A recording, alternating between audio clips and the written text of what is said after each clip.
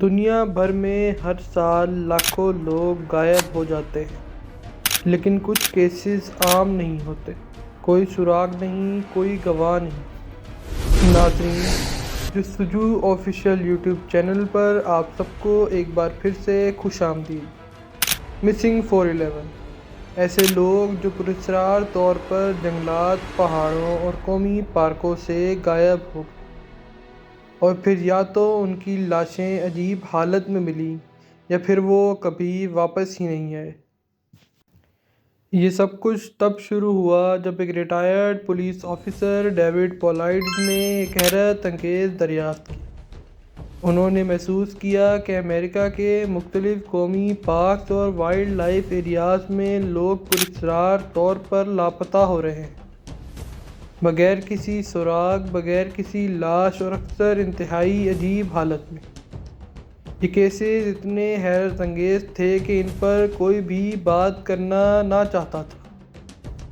1969 میں ایک 6 سالہ بچہ ڈینس مارٹن اپنے خاندان کے ساتھ امریکہ کے great smoky mountain national park میں کیمپنگ کے لیے گیا۔ دوپہر کے وقت وہ کھیلتے کھیلتے اچانک غائب ہو گیا اور کبھی واپس نہ آیا۔ کئی دنوں تک ہیلی کاپٹرز، ڈرونز اور ریسکیو ٹیموں نے اس کی تلاش کی، مگر کچھ نہ ملا۔ عجیب بات یہ تھی کہ کچھ گواہوں نے اس علاقے میں کسی بالوں سے ڈھکے ہوئے انسان کو دیکھنے کا دعویٰ کیا۔ 1999 میں 3 سالہ جیرڈ انڈریو اپنے والد کے ساتھ کیمپنگ کے لیے کولوراڈو کے نیشنل پارک گیا۔ چند لمحوں کے اندر وہ لاپتہ ہو گیا۔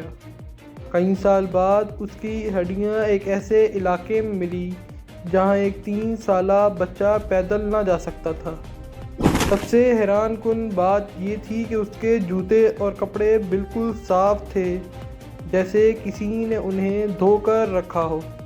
آخر یہ کیسے ممکن تھا؟ 1981 میں 14 سالہ اسٹیسی ایرس اپنے والد کے ساتھ کیمپنگ کے لیے یوسیمائٹ نیشنل پارک گئی۔ اس نے اپنے والد کو کہا کہ وہ کچھ فاصلے پر جا کر تصاویر بنا لیتی ہے، مگر وہ کبھی واپس ہی نہیں آئی۔ ریسکیو ٹیموں نے پورے علاقے کو چھان مارا، مگر اس کا کوئی سراغ نہ ملا۔ حیرت انگیز طور پر اس کی کیمرہ اور تصاویر کبھی نہیں ملی۔ آخر یہ حادثہ تھا یا کچھ اور؟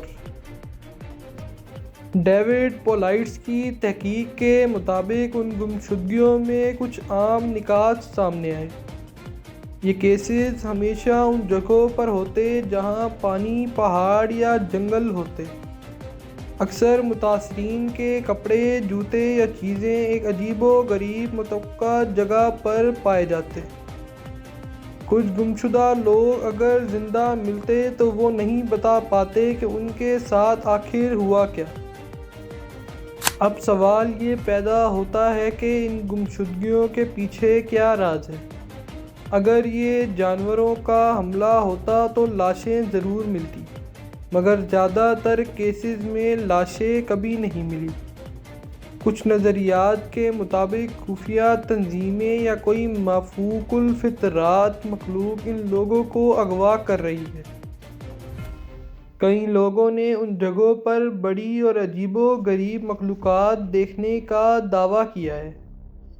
کچھ سائنسدانوں کا کہنا ہے کہ شاید یہ جگہیں کسی نامعلوم توانائی یا پورٹل کا مرکز ہوں جہاں لوگ کسی اور جہت میں چلے جاتے ہیں۔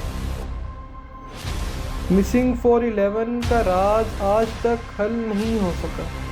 یہ سوال اب بھی باقی ہے کہ آخر یہ لوگ کہاں جا رہے ہیں۔ شاید ہم یہ سب سمجھنے سے قاصر ہیں۔